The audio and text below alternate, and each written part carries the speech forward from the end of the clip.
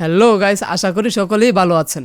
আমি জানি গত কয়েক মাস ধরে এই ফোনটার জন্য অনেকেই অস্থির হয়ে আছেন, কারণ রিয়েলমি যখন বাজারে জিটি সিরিজ নিয়ে আসে তখন তারা মার্কেটকে চ্যালেঞ্জ করে, আর যখন প্রোটেক লাগিয়ে দেয় তখন শুরু হয় আসল খেলা। তেমনি আমার হাতে আছে রিয়েলমির লেটেস্ট এবং হাইয়েস্ট স্পেকের flagship device Realme GT8 Pro। নাম শুনেই কেমন একটা রেসিং ভাইব আসে, তাই না?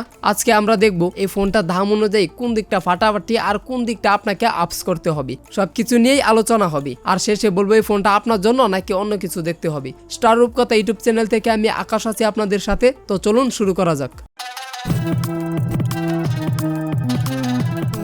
প্রথমে আসি ডিজাইন আর বিল্ড কোয়ালিটিতে। ভাই, হাতে নিতে একটা প্রিমিয়াম ফিল আসে। পেছনে একটি ইউনিক ক্যামেরা মডিউল দেখতে পেয়েছি। এই ফোনটা কিন্তু গ্লাস ফ্রন্ট আর মেটাল অ্যালুমিনিয়াম ফ্রেম এবং পেছনে ফাইবার গ্লাস বা ইকো লেদারের অপশনে আসছে, যদিও কালার ভেরিয়েন্টের ক্ষেত্রে কিছুটা ভিন্ন ডিজাইন দেখতে পাই।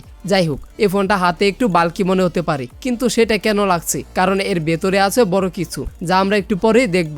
তবে সব থেকে ইউনিক যে ব্যাপারটা সেটা হলো এর স্পেশাল এডিশন বা ড্রিম এডিশন ডিজাইন। এখানে রিয়েলমি কোলাবোরেশন করেছে অ্যাস্টন মার্টিনের ফর্মুলা 1 টিমের সঙ্গে। চিন্তা করতে পারছেন, রেসিং কারের ডিজাইন ইন্সপিরেশন। এর কালার এক্সেট পাওয়ার বাটনে একটা লাইম গ্রিন কন্ট্রাস্ট, সবকিছুতে একটা স্পেশাল ভাইব। এমনকি এই ফোনের ক্যামেরা বাম্প আপনি নিজের পছন্দ মতো ডিজাইন দিয়ে পরিবর্তনও করতে পারবেন, যা একটা দুর্দান্ত ব্যাপার। আর হ্যাঁ, এটা একটা ফ্ল্যাগশিপ ফোন, তাই IP68-69 রেটিং পাচ্ছেন, মানে পানি আর ধুলোবালি নিয়ে টেনশন করতে হবে না। আমি বলবো ডিজাইন আর বিল্ড কোয়ালিটির দিক থেকে এই দামে রিয়েলমি বস, এক কথায় মারাত্মক ফোন।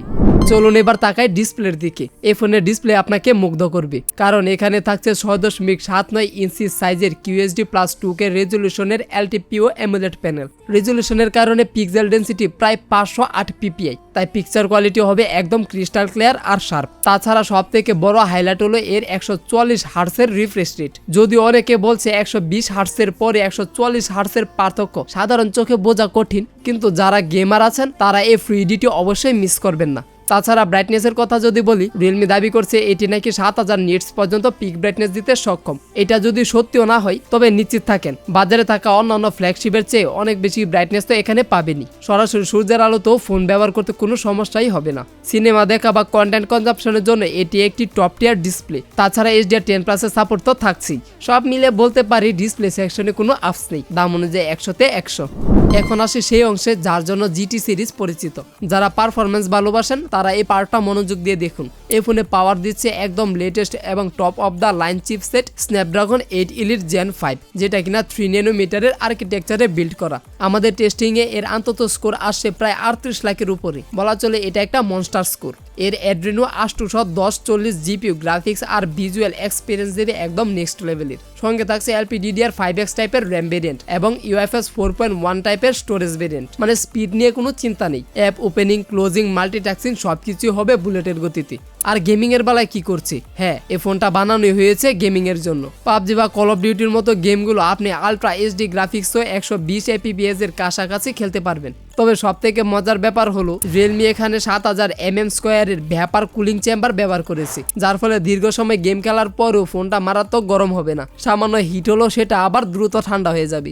যদি আপনার প্রধান প্রায়োরিটি হয় পারফরমেন্স আর আপনি চান এ দামে সেরা একটা গেমিং এবং প্রোডাক্টিভিটি ডিভাইস, তাহলে চোখ বন্ধ করে এই ফোনটা আপনার জন্য, কারণ পারফরমেন্সের দিক থেকে দাম অনুযায়ী এটাই সেরা। এই ফোনে আপনি পাচ্ছেন 7000 mAh একটা বিশাল ব্যাটারি। একটা ফ্ল্যাগশিপ ফোনে এত বড় ব্যাটারি সচরাচর দেখা যায় না। যারা গেম খেলেন এবং সোশ্যাল মিডিয়া সারাদিন কাটেন তাদের জন্য এটা একটা কড়া ডিল, কারণ একদিনের বেশি ব্যাকআপ সহজেই পাবেন এই ফোনটি থেকে। আর চার্জিং এর বেলায় কি থাকছে? রিয়েলমি এখানে দিয়েছে 120 ওয়াটের চার্জিং টেকনোলজি। এটা আবার ফোনের সাথেই পাবেন। এটা এত ফাস্ট যে 0 থেকে 100% পর্যন্ত চার্জ করতে মাত্র 50 মিনিটের মতো সময় নেই। এখানে শেষ নয়, এতে 50 ওয়াটের ওয়্যারলেস চার্জিং সাপোর্টও রয়েছে। এ দামে এমন ব্যাটারি আর চার্জিং স্পিডের কম্বিনেশন, এটা রিয়েলমির একটা বিশাল ভালো দিক। এখন আমরা আসবো সেই বিষয়ে যেখানে এসে আপনাকে একটু চিন্তা ভাবনা করতে হতে পারে। স্পেক দেখে মনে হবে এটা ক্যামেরারও রাজা, কিন্তু আউটপুট কেমন? ট্রিপল ক্যামেরা সেটআপে প্রথমটি হচ্ছে ওএসএস সাপোর্ট সহ 50 মেগাপিক্সেলের সেন্সর, আর দ্বিতীয়টি 50 মেগাপিক্সেলের আল্ট্রা ওয়াইড লেন্স এবং তৃতীয়টি হচ্ছে 200 মেগাপিক্সেলের পেরিস্কোপ টেলিফোটো লেন্স, যা 120x পর্যন্ত ডিজিটাল জুম দিতে সক্ষম। এছাড়াও ফ্রন্টে রয়েছে 32 মেগাপিক্সেলের একটি সেলফি ক্যামেরা। দেখুন, স্পেক দেখে চোখ কপালে ওঠার জোগাড়, কিন্তু ছবিগুলো বেশ ডিটেলড, কালারগুলো ভাইব্রেন্ট ও ওয়ার্ম টোনের দিকে থাকে। আবার ডাইনামিক রেঞ্জ নিয়ে আরেকটু কাজ করা দরকার ছিল, বিশেষ করে কম আলোতে ছবিগুলো একটু সফট করে ফেলি আর ডিটেল কিছুটা হারিয়ে যায়। 200 মেগাপিক্সেলের মতো বিশাল সংখ্যা থাকলেও মনে হচ্ছে রিয়েলমি ক্যামেরা অপটিমাইজেশনে পারফরমেন্সের মতো আরেকটু মনোযোগ দিলে ঠিকঠাক থাকতো। যাই হোক, ফোনটি দিয়ে 8K রেজলিউশনে 30 fps এবং 4K তে 60 বা 120 fps এ ভিডিও শুট করতে পারবেন, যা এ দামে একটা দারুণ ব্যাপার। স্টেবিলাইজেশন বেশ ভালো, তাই ব্লগিং বা সাধারণ ভিডিওর জন্য এটা যথেষ্ট। ক্যামেরা খারাপ না, কিন্তু এই দামে অন্যান্য ফ্ল্যাগশিপ গুলোর মতো যেমন স্যামসাং বা শাওমি টপ মডেলের মতো সেরা হয়তো নয়। আমার মনে হয় এটা ক্যামেরাতে আপস করে পারফরমেন্সে ফোকাস করা একটি ডিভাইস। সফটওয়্যার সাইডে থাকছে out of the box Android 16 এবং রিয়েলমির নিজস্ব রিয়েলমি UI 7.0। UI এখন বেশ পলিশড, আবার কাস্টমাইজেশনের সুযোগ প্রচুর। তবে একটা কথা বলি, নোটিফিকেশন প্যানেল সহ বেশ কিছু জায়গায় আইফোনের মতো গ্লাস ইফেক্ট ব্যবহার করা হয়েছে, যা অনেকের কাছে ভালো লাগতে পারে, আবার কেউ কেউ কপি বলে মনে করতে পারে। আর অন্যান্য কানেক্টিভিটির কথা বলতে গেলে এতে অবশ্যই 5G সাপোর্ট করি আর ওয়াইফাইতে 7, ফলে ভবিষ্যতে আপনি ওয়াইফাই 7 এর রাউটার পেলে হাই স্পিড ইন্টারনেট এক্সপিরিয়েন্স পাবেন। আবার আপনার টিভিতে রিমোট হিসেবে ব্যবহার করার জন্য আয়ার ব্লাস্টারও রয়েছে। তবে এই ফোনে মাইক্রো SD কার্ড স্লট নেই এবং 3.5mm অডিও জ্যাকটিও নেই, যদিও প্রায় সব ফ্ল্যাগশিপ ফোনে থাকে না, তাই মেনে নিতে হবে আর কি। 93,000 টাকা দামের মধ্যে এই ফোনটি আপনাকে কি কি দিতে পারছে আর কোথায় আপস করতে হচ্ছে সেগুলোই দেখবো।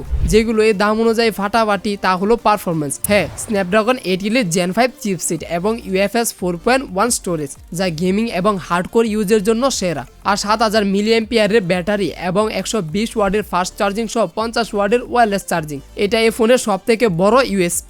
আবার 140 হার্টজের রিফ্রেশ রেট সহ QHD+ 2K রেজলিউশনের LTPO amulet panel. তারপর আবার প্রিমিয়াম ডিজাইন, সাথে IP68 ও 69 রেটিং এবং ইউনিক অ্যাস্টন মার্টিন থিম। কিন্তু দাম অনুযায়ী যেগুলোতে আপনাকে আপস করতে হবে সেগুলো হলো, প্রথমে ক্যামেরা আউটপুট। স্প্যাক 200 মেগাপিক্সেল হলো ছবির কোয়ালিটি এ দামের অন্যান্য ফ্ল্যাগশিপের তুলনায় একটু সফট এবং কম আলোতে ডিটেল কম পাওয়া যায়। এরপর 93,000 টাকার উপরে বাজেট বলতে হয় এটি একটি প্রিমিয়াম প্রাইস পয়েন্ট। এরপরও এই প্রাইস পয়েন্টে মেমোরি কার্ড স্লট থাকছে না, আবার 3.5mm অডিও জ্যাকটিও নেই। এখন কথা হচ্ছে এই ফোনটি কার জন্য। Realme GT8 Pro ফোনটি বাজারে এসেছে একটি টার্গেটেড ইউজার বেসকে মাথায় রেখে। এই ফোনটি তাদের জন্য যারা পারফরমেন্সকে 1 নম্বর প্রায়োরিটি দেন, তারপর আবার ব্যাটারি লাইফ এবং ফাস্ট চার্জিং চাচ্ছেন, তারপর আবার ইউনিক ডিজাইন পছন্দ করেন এবং চান ফোনটি যেন ভিড়ের মধ্যে আলাদাভাবে নজরকারী। কিন্তু যদি আপনার প্রধান প্রয়োজন হয় ক্যামেরা এবং আপনি এ দামে সেরা ফটোগ্রাফি চান, তবে হয়তো আপনাকে অন্যান্য ফ্ল্যাগশিপ ডিভাইসগুলোর দিকে চোখ বোলাতে হবে। এক কথায় পারফরমেন্স, ডিসপ্লে এবং ব্যাটারি কম্বিনেশনের জন্য এই ফোনটি ফ্ল্যাগশিপ কিলার উপাধি পুরোপুরি ডিজার্ভ করে। ক্যামেরা সেগমেন্টে সামান্য দুর্বলতা থাকলেও এটি মূলত একটি পারফরমেন্স সেন্ট্রিক মনস্টার। তো বন্ধুরা, এই ছিল Realme GT8 Pro নিয়ে আজকের সম্পূর্ণ আলোচনা। আশা করি আপনারা ফোনটির ভালো মন্দ সবকিছুই বুঝতে পেরেছেন। আপনার কাছে এই ফোনটির কোন দিকটা সব থেকে বেশি ভালো লেগেছে তা অবশ্যই কমেন্ট সেকশনে জানিয়ে যাবেন। ভিডিওটি যদি ভালো লেগে থাকে তাহলে অবশ্যই একটি লাইক দিবেন, আর এমন আরো দারুণ সব টেক রিভিউ দেখতে চ্যানেলটি সাবস্ক্রাইব করে পাশে থাকা বেল আইকনটি বাজিয়ে দিবেন। তো দেখা হচ্ছে পরের কোনো নতুন ভিডিওতে নতুন কোনো স্মার্টফোন নিয়ে। সে পর্যন্ত ভালো থাকবেন, সুস্থ থাকবেন। আর ভিডিওটি শেষ পর্যন্ত আমার সাথে থাকার জন্য আপনাকে জানাই অসংখ্য ধন্যবাদ।